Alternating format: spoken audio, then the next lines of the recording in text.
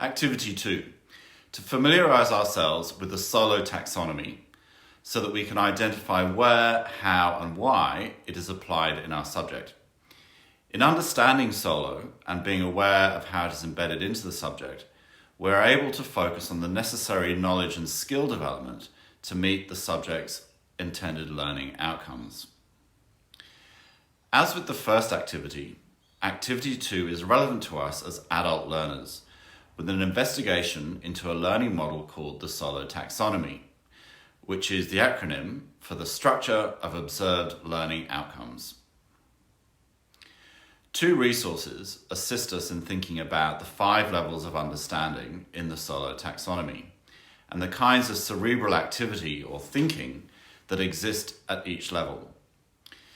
These kinds of thinking are illustrated in the form of verbs, and they provide us with a hierarchy of skills.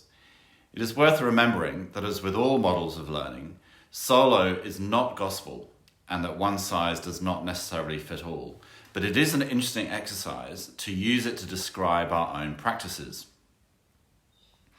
2 resources are provided to assist us in our thinking: an image and a text. The image represents an overview of the Solow taxonomy. Consider these questions as you interpret the image.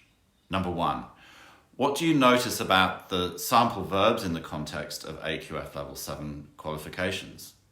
Number 2, can you identify the level or levels of understanding that apply to you at the current time?